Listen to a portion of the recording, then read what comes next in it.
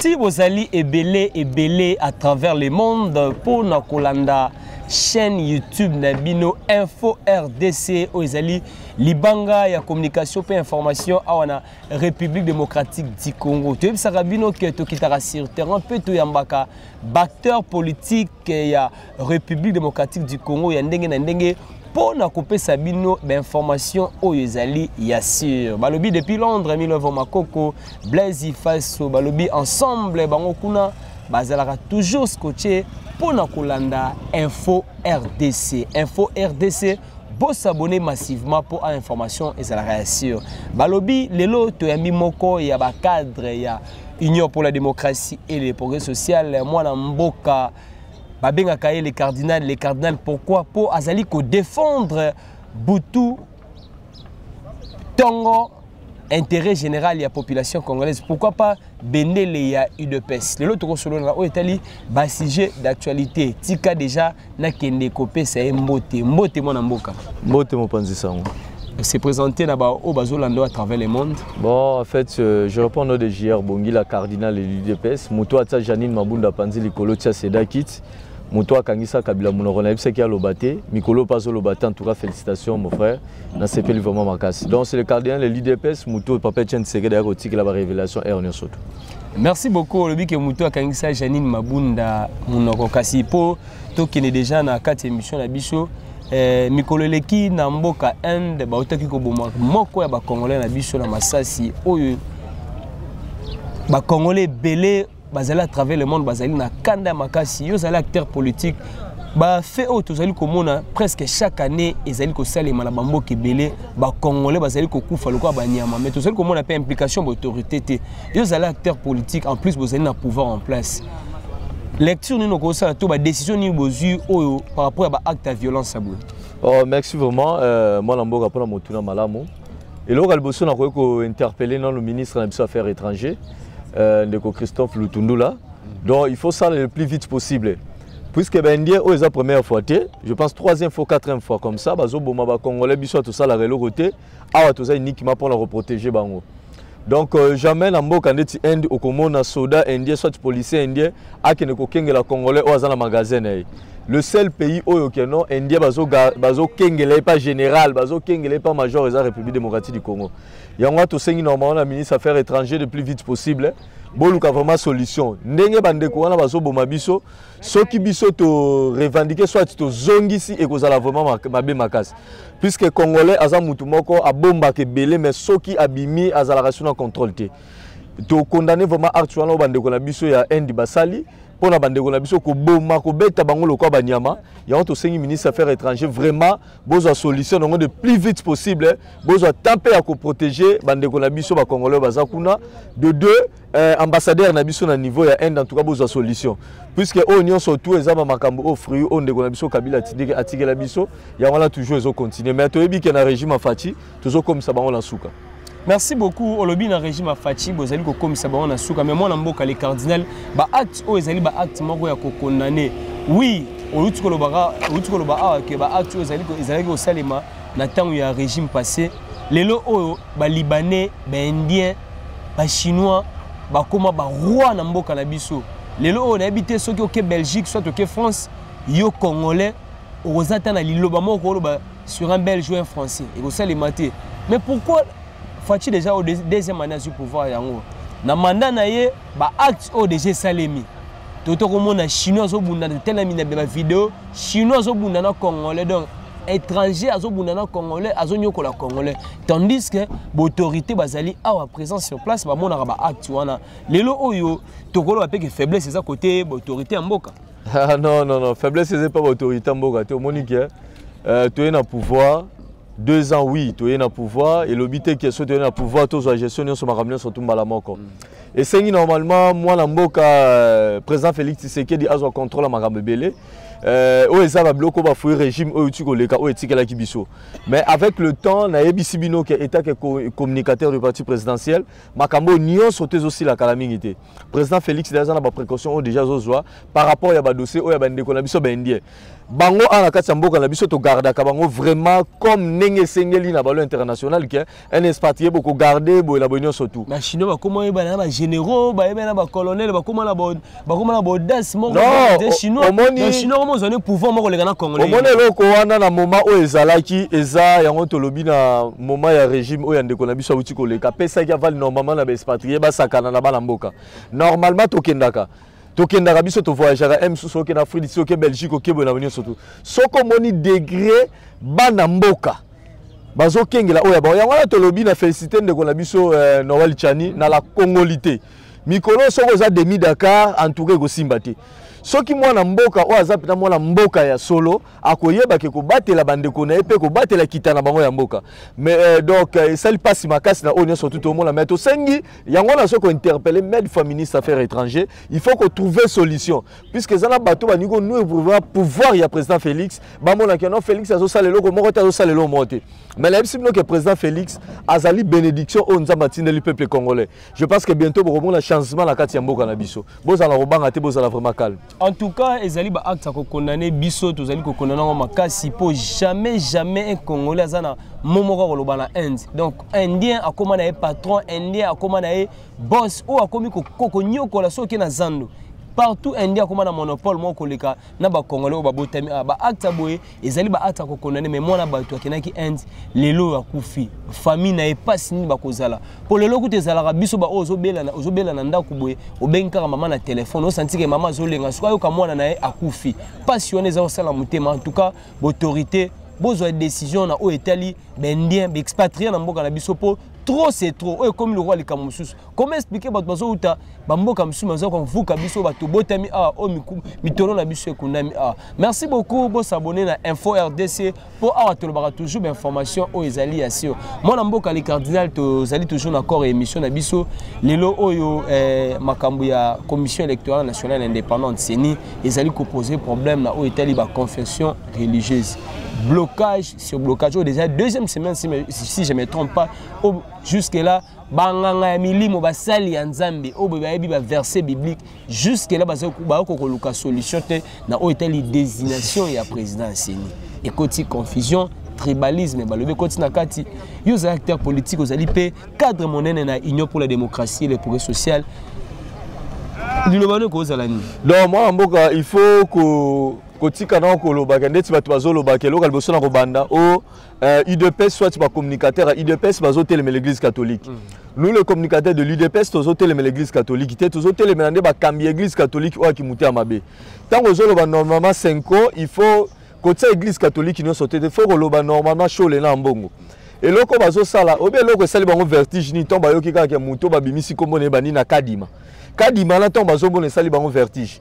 Donc eloko na na weko yebisa yo batika eloko bazosala catholique si je n'oublie pas va diriger au moins pendant 2 fois va diriger vraiment CENI wana église Kimbangi c'était première fois na bango bazwa ngwende wana po ba diriger CENI ndeko kadima aza famille ya président de la république te ndeko kadima aza membre ya UDPS te ndeko kadima aza comme citoyen congolais nyoso tout c'est que to lobake UDPS ngo to lobaka soki muluba azui poste moko na mboka o ekomika problème moi je suis de l'UDPS mais naza muluba te Naza Moutabandu 100% et tant que Naza non là je te dis la vérité non Naza Moulouba te je suis le leader de mais Naza Moutabandu 100% et tant que Naza Congolais na niveau a raison au moins batelo koni basilika puisque ça la prophétie moko bimaso na Singapour so bo Moulouba roza pouvoir te lelo Moulouba zu pouvoir Moulouba ngo pas zu pouvoir c'est un bourgeois Moutou okon na vie à passer c'est un bourgeois puisque président Félix au critiquer lelo comme côté donc bandeko na biso a Bechole na Mbongo na bisi bango balongola sultani basa la partie politique ba pesa comme Senko puisque biloko ba komi ko ça les alarati yango to lobby ba te faut pas comprendre na CENI ba lobby pour quitter CENI président CENI abima il y a deux volets voilà. Premier volet ba ko kene par consensus au simbi te ba ko kene na vote tant que la consensus est simbité baké na vote koké baké na vote 6 ba voter mutu moko 2 ba voter mutu moko mais calme au moins comme voilà ceux qui combo ya Kadima ezalaki karo mambweni oh nani boy mais église nani c'est nani ambongo na shole banga bandima tellement ba yoki ka Kadima ba bebi mala moko yango na ebisi bino tangu na régime ya ndeko auti koleka Kabila partout la institution zaki ba Swahili ba Rwanda poni ba lobaki te yango pe bonimi aussi voir na non biso to voir la te na ebiso ke ngala za mutabandundu mais soko tali na ba pareil judiciaire na biso majorité au monde il y a trop de kasanya banda ba sera mobutu na ebite so na kosi banda ba sera mobutu dans matière wana ba kasanya ba lendisa comment fait-il moi na mboka o azali Kadima en plus na repère Sabino Vector boye ba ke Rossard Malonda wala o banga ba imposer Kadima appelle ça cours et pas professeur Rossard Malonda. Après professeur ala apesi Rossard Malonda. Kadima soko tali azap na expérience mamakasi. Biso ba ko ba no IDPS ba soko appuyer Kadima non aza citoyen congolais batika makamona ke non le kwaza muluba no batika ba bloko wana. Mboka o eza ya mutu nyonso tu. Eza na mutu moko ta ko intimider biso. Vous comprenez? Batika bloko wana. Yango na ebisa ki shole alongola Soutani akende ala tavesa ça la partie politique apesa ko ma 5 ans. 5 ans ba soit payé en otage. Bon, dans l'année on lobby bien pour nous faire avancer ma camo qui est rapide. Bon, mon était bon Kadima tellement maboyé. Bon, rotika na champ liberté. Bon, lobby te basa la voix mususu ba poni mutu mususu pour nous faire avancer ma campo 2023 pays on les lobby. Voilà mboka aussi mbaté. Na ebiso bato bazo luka glissement. Biso tozo respecter mi be kondenge lobby 2023 élection Salema. Soki basango baboyi. Bon basango te. Ce qui cardinal Ambongo na porte-parole les choses les baboyi biso to d'accord biso to problème té baye ba keno so glisse mais ye eza na mutu na bango vous comprenez parce que 6 ba voter mutu moko et comme un problème oté ba pesi bango ba jeep ba pesi président Félix a la système wana té il faut que ba président Félix a la système té que okumisi a pesi o jeep okumisi a pesi poste non. Donc il y a le pas non, pas la biche le quoi les athées. En plus, tu vas comprendre que nous les deux pèses, toi qui n'a pouvoir te pour s'enrichir. Bah le quoi toi qui n'a pouvoir, il faudrait que tu instaures nos politiques dans un état de droit. Le peuple d'abord. La ministre de tous abris, tous abris n'a ni peuple à quoi. Mais il y a d'autres gens qui ont besoin de propos maratoire pour relever n'importe quoi boy la boy. Et comme si ma chose la quoi s'adresser même dans Balouba, Balouba va salinini. Balouba va salinini, Balouba va salinini. Moulouba za congolais va congolais. Bati que le quoi. Vous comprenez? Ce que tali na histoire, il y a Afrique, aucun Afrique du Sud. Otali lit il y a Nelson Mandela na papa Etienne Tshisekedi ezanenge moko. Otali lit il y a ANC Nelson Mandela na IDPS ezanenge moko. Ça veut dire nenge ANC ya Nelson Mandela batika na pouvoir nenge pe IDPS tokotika na pouvoir libérer na libérer. Omoni biso to pouvoir pe mo activité belé en 2016 bakenda na dialogue avec Dem Kodjo, acteur politique bino kaka. Boke kuna bosimbi bomisi Sami Badibanga pour organiser l'élection et Simbité. Boye consensus Chibala pas organiser l'élection. Bon mon a été retarder ma campagne nyo surtout. Population des bases victimes. On a autour ignoré tout ça en avec province à Kinshasa. Tous allez comme mon peuple ne allez que souffrir. Maï passe, colia passe, oh lelo et comment dire comme sous. Tous ça on a Kinshasa so tembo la mabote belé pour la rouler à terre foufou à Pamba comme problème. Pour la raison fils que qui s'y a Pamba problème. Bazo des frères à l'ipati lelo et pourtant tu es bagui que président de la République aurait l'habitude changement. Le fait bozo qu'il y a une discussion oyo 5 jours de 2 semaines, 3 semaines et comme après 1 mois pour changer la langage soit peu monde peut bolembi pardon pour commencer à m'amener mususu. Bon mon a été makambo qui est moins compliqué. Yangwala moi la mboka la ebisio. Batunyo so bazolanda bobi que cardinal a la vérité. Ceux qui bomoni glissement élection salami en 2023 te botuna ambongo na chole. Pourquoi je dis ça? Bino bokonzi. Église qui m'a cette fois-ci peut pesi bangona nous que no bakonza. Mabe eza wapi. Il faut to comprendre omonia. Donc Kadima za église qui mangiste. Kadima za l'église qui mangiste bon la vite so Kadima. Ba te fa balon les locaux. Aza église de Ravel si je me trompe. Non, Kadima église qui mangiste c'est candidat église qui mangiste. Bon là je ne sais pas. Problème la roye biso zanine. Ba kotsa biso somo moko boy. O te soko lobi. Kalefa ko kangayo. Le tout puissant le la bata mi place à ces balati. Donc les tout puissants ba ko kango ba ko boma. Na yebisa ko clair soko za congolais. Linga okufa ta ndenge Lumumba kufa ka bazo célébrer journée ne ke okufa na malaria na corona. Vous comprenez? Biso la carte IDPS, non, il faut pas la vérité, tu pas comprendre. Même simulation la banque en côté. Dans sa même attention on rouler dans mutuana, attends la ningo filé ngai. Soko me ko simba mo na papa chen tseke na simba na. Tu comprends le moko. Bande ko la biso na be episcopo, ne on a biso soko ezalaka kombo Gédéon. O mambululu, alinga kambi babanga bandiba. Loko ba monika dimango la babangi. Yo to lobi boy. Bati ke loko wana. Peuple azana posa élection. Topé ces élections au Seigneur. On a le baki. Ce qui Bible peut qui ça quoi adorer Moutouté, mais on a ça quoi adorer Papa Chen Tseke doit Moulouma. Élection Burkina on a Bilani. Bilani. Oh, maintenant il y a des bangate. Moi ma remonte c'est Bino. Président Félix Amoutou moko o ayebi passe ya peuple congolais. Kolanda ba bloko nyo so tout 2 ans o ezalaki que to comprendre la gestion ya mboka. Ezalaka ndenge na biso zela kala mingité ozomona. Kala mingité ozomona makamde ça masile. Moutouta intimidé yo. Moko leka à la TV out. Allez, les gars, on ne peut pas nous intimider. Ah, bah le bino bokanga ba passeport ba tu boche ba frontière na ba rapport on doit les cater ba comme monsieur dans la liste est-ce qu'on a comme kana nji. Non, voilà mboka. On voit humiliation na ba tena ba. Toni mana nous président Félix. Mais voilà faut ni mango quand même. Non, Toni ma président Félix. Faut ni mango quand même que ba FCC misu ba ko déplacer té. Non, FCC. Yo la bisayo. Ko compter dans FCCT. Au moins ta ba na FCC na ba. Yo kala bisayo. Quand on le lobe tu vas lober la sécurité tu vas lober non oh Félix va passer le pouvoir et pas à Kabila. Je dis oui. Pourquoi je dis oui? Parce que Kabila ont ici pouvoir il y a tata Félix à Ibaki en 2011. Tout à fait normal. FCC a cassé l'accent. Avant que la maponami oh te ba oba sali la muka ba oba sali la muka la président Félix tu appelle ça combo. Oh te FCC on est l'accent Félix candidat comme ba on ko ba tu ministre président Félix candidat comme. Non je dis la vérité. Oh, non, ceux qui n'ont pas aussi FCC Baloba. FCC wana électera Félix candidat comme. Bango moko ba pona que candidat biso c'est Félix. Ceux qui le président Félix ça ma beza. Au bonia, mutu te intimidé yo. Kongo ezambo la biso nyoso. Mais pour mes anines. Lelo tout le monde qui pas Kabila. Kabila zalaki a crise na mboka pas abengi ba prélat catholique. Ba kenda kuna na palais de la nation. Problème so indika na mboka bokende pas batwana les locaux les mêmes batons on a des bon ignorer bon finga lisusu non il faut comprendre église catholique n'est individu en bongo ou chole quand ba chole on a non quand tu batika la rolobake ba ozo ba non ceux qui le IDP c'est ça na pouvoir c'est l'église catholique bon non il faut pas qu'on le bango. Non, tant aux amis il faut pas comprendre le moment. Tant aux amis non. Tant aux amis en opposition, tu as 50-50. Oh, donc 50-50 années Zara est solo. Vous êtes solo, non? C'est numéro petit le bon, c'est parle le billet le bapé ça mout. Le lobby boy. Bati Katouro église qui mangi stazwa. Yango to biso to bangelo moroté. Au moni liwa eza camarade aux alarane partout que toilette excusez pour la terre mozanaï. OK bozana ngala bangelo ko la ti. Bakami église catholique o ki muta mabe bati keloko banga basala. Peuple congolais, bino batu bozolanda cardinal de l'UDPS. Ceux qui le l'élection salami en 2023 té botala ambongo na choli. Et loko bazoluka biso to boya été nous sommes au pouvoir.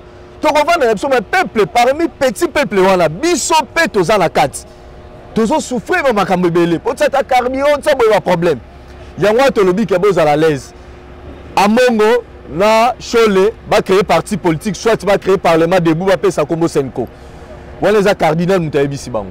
Mais baza banganga milimo ya mayele tant ba payer ça va vie na bango un mot peut faut considérer parce que to mona na 2016 église catholique et ça ba recommandation na kuna na oya na dialogue edem ko jobo rejeter en conséquence ezalaki si dialogue na bango te organiser ba élection. Voilà bon là c'est le non là c'est le komoko. Mais dialogue c'est comme te organiser ba élection. OK, toquer la palais du peuple. Le papa épiscope papa Mosengo. À mon discours il n'a pas bêta chef de l'état Bambeli. A bêta pouvoir en place Bambeli. C'est ça qui connaît l'affaire. Non. Na bien similaire. Na koye bisayo Ambongo cardinal Ambongo bêti na moment moi ma bé. Pourquoi je dis ça? Cardinal Ambongo alinga alanda grand prêtre on a biso ekofo. Oka discours ekofo abete discours wana devant ba prédateur o bazala qui normalement la pouvoir ba série wana mais cardinal Ambongo nga landa ekofo abete ngo sko libanda na série o facha na pouvoir. Vous comprenez? Parce que biso neto zabe on a biso que Ce qui Bible petit ça quoi adorer Moutouté mais ngala quoi adorer Papa Etienne Tshisekedi wa Mulumba. Puisque non, je te dis la vérité, puisque nyon surtout wa loba ngoy comme ça. Alba Kabila rotika la yimo rotika liemoko. Ngoy Mulunda rolela mnogambo kalela mnogambo. Kabila coopérane na Fachi ba benga na bango ba yokana na bango bakutana. Baza ba binemité. Bakutana. Ngala bisayo. Ba yokana ba sécurité na batela na ba wana soko sala bango yo. Yokala bisayo. Au moins le mona royebisa. Jassim onazoloba. Voilà. Au moins les Kabila nera zala. Azala qui na nyon surtout Abimsata Chadari na 2% président de la République. Kabila zanga ki biloko mibale. Azanga ki soutien à Nzambe na peuple congolais. Ce que soutien à Nzambe na peuple congolais ba pesongo Félix. Donc botika le blobager. Au moins de tozabe azane mi na bisoté. Problème ezanine. Batu bandima te que non président Félix a koki ko bomba machine à FCC. FCC la machine ça demande encore d'état même 20 ans pour la bomba mais président Félix a bomba on a 2 ans. Ça veut dire moi en Koyazankoy. On a dit que na ba vice signon so ebota ba rouya to tshela ngo pena mafuta mbila buto de boulona. Ko bangelo côté. Na biso intimidation mo nyo surtout ba entourage ya Kabila wana. Kabila c'est un citoyen.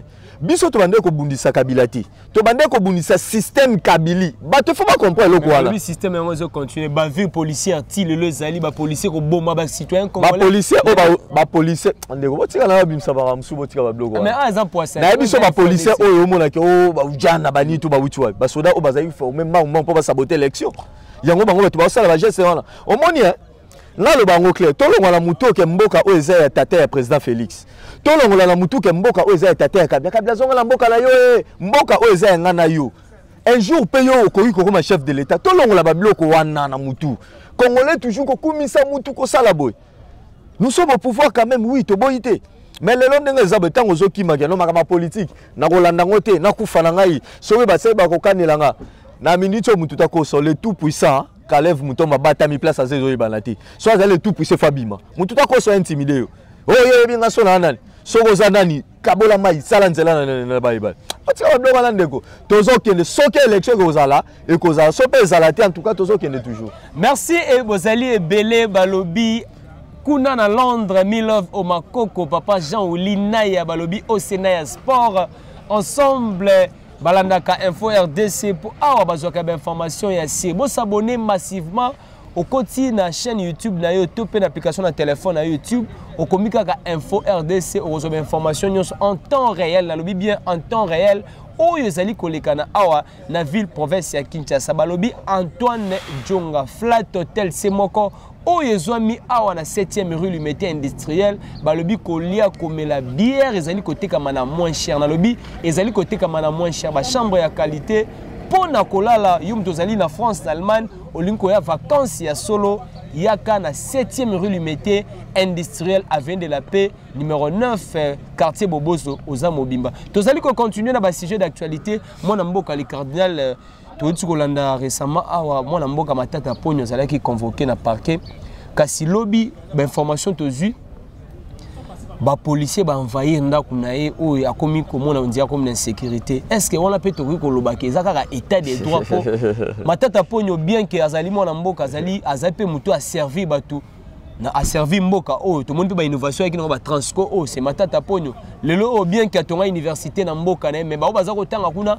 ngape na rozo mwana nga ketanga na université na pour asala nga pour l'intérêt ya population ya mboka na biso lelo Matata Ponyo comme le rôle sujet moko ya mabe est-ce qu'on a état des droits? Il ne faut pas que le baquet, ba transco eza Matata Ponyo non ba te bele ba hello ko alati projet ya non projet ya transco eza ndeko na biso muzitu ba te faut pas comprendre to comprendre logo moko Matata Ponyo lobby ba ko benga ye na procès oyo ba longolela ki immunité na Sénat mais na oyo biso clair tant on tombe dans l'avion, ils sont tout au voyage. Tant on monte dans l'avion, on va quelque chose to sombaka awata 1000 francs, na jiwala 500 francs. Mais Matata Ponyo kuna na fait bazola 80 $. Ndeko, na ko yebisa yo il faut to tika na ba bloko wala. Bato na baza mo modèle to rotanga ba kombolelo.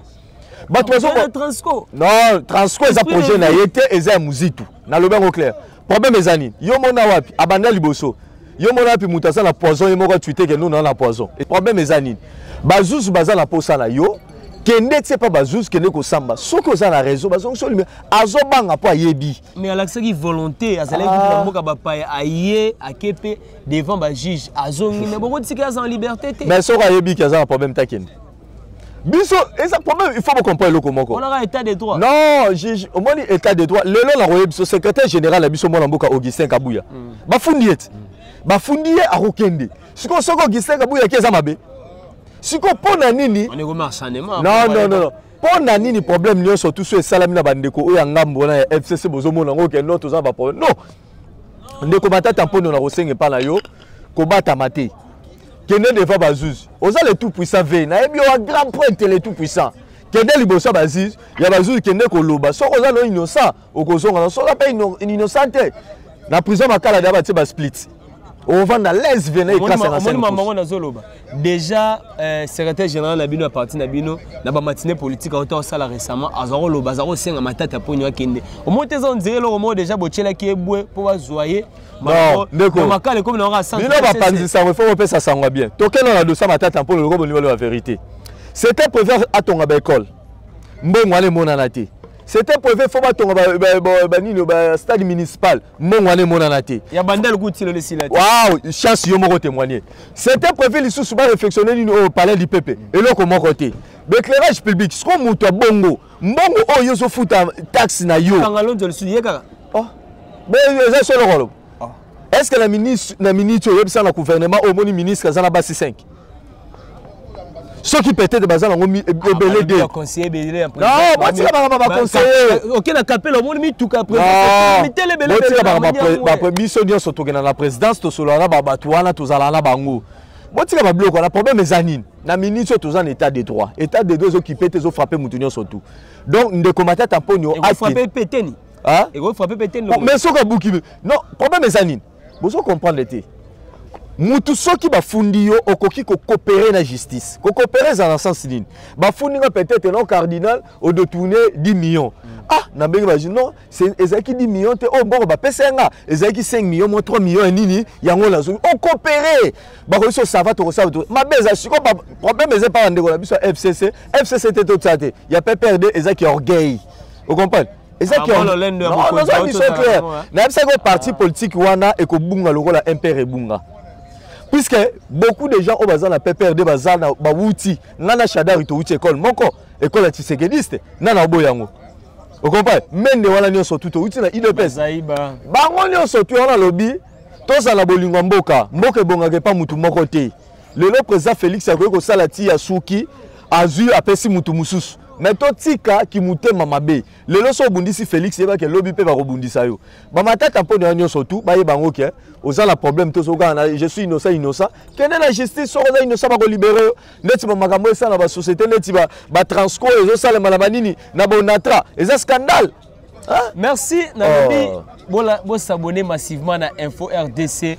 Ngai Jean-Jacques Yemba, les journalistes du peuple, na CP la guitare mokonzi mboka Félix Antoine Tshisekedi Tshilombo qui pouvoir kozwa na pouvoir tout le monde qui aussitôt kozwa pouvoir ba grève na ba entreprise ebele ba contester qui ebele na régie des eaux nationales onatra en tout cas pendant na entreprise ebele ba contester qui opena ba bimaki na balabala pona koloba ba mouvement ba grève esalama qui ebele o tout le monde qui pêche l'état azwa qui solution na ba entreprise mususu kasi mokonza mboka na o etali onatra ba papa no onatra ba sala nini onatra lelo ezana batu mususu ba kufa batika mbongo na bango si lelo solution ezali kozwa mate si lelo solution ezali kozwa mate ba famille ebele bazali ko souffrir grève onatra mona mboka lelo tokoti sous na transco ka babisi lobby bongo besu bakoti sous na grève voilà mboka entre temps batu bazali ko détourner ba millions o ezali anormal. Moi mboka eza pasi pe mawa pasi nga mutu nazo yebisa bino nazo loba makambu na deux sociétés on la Transco na Onatra to bani la première Transco na osuksa na Onatra Transco baza na 8 mois impayé na lobi ka 8 mois baza na 28 mois impayé ya prime de prestation bana prime mo na Transco ba benga ya prestation 28 mois ba futa bango te na Transco baza na 24 mois de prime de service bazwaka te yoka bloko na yebisa père de famille 8 mois impayé 28 mois de prime de prestation 24 mois ya prime de service baza na ba journalier baza kuna basali 5 ans bangajaka bango te mon dieu en plus basali 3 ans o ba pesa ba congé information na pesa yo eza vrai Mais tala dernièrement la outil la transco na moni Moutoumoko a déjà non, mais c'est Bongue. Moi j'ai parlé avec M. Bongue numéro 1 à Transco. Moi j'ai parlé avec M. Bongue. Na tout nié. Na ebi on a sola ki na ya on les senga ke mela na biso eza ke chef de l'état de basissement ba tie ai o azakuna déjà ayo a jouer intérim en tout cas asala na ndenge longo bani. Na ke kuna chauffeur moko ya Transco akufeli moi na likolo ya 15 000 francs. Mon Dieu. Et loko wana. Wana no toke Transco. Mais la koyebisa OK. Na on a très scandale. Je viens précisément de Boma. Na wuti na Boma, na port yonate histoire la histoire vraie. Président Félix Alobi, ba port privé et kangamati le kangamati. Le port privé n'est seulement. Il faut que tu te places pour na zo bisonga la wuti na Boma na relation même image na kotiti na kati na kendaki la mission de service. Chaque jour ezala banzete o babenga ka ba grim. Et utaka na port ya Ledia ezokene na Mwanda destination inconnue. Na lobi chaque jour.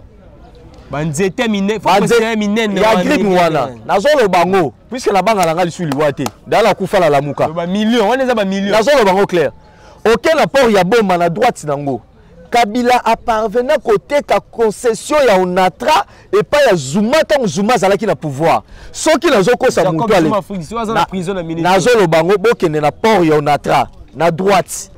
Bokomona société moko ba entouré monde ba saluer ba clôture ba tol ya grise ba tekela ngo ba sud-africain société na ekufati lelo on atra akokozwa ngo te puisque Kabila boyaka de deux Kabila azana 9 bateaux de pêche au Congo azata na bateau de pêche moko te à part ba quai ba bateau de pêche azo bisayo et sombama ba chinois bazala ba quai na bango so tuni batu on atra ba quai wana o ba kena rosala bateau ba pêche ba mbisi ne ba yaka nango. De deux, on demande au Sala. Ce qui va bateau de Nyon surtout et tel la port on atra de façon que ce qui va bateau ou y a marchandise et tel la port on atra et tel la port privé. Et ça somme. Donc la port privé pour la donc on a te faire comprendre l'opinion Hollande biso.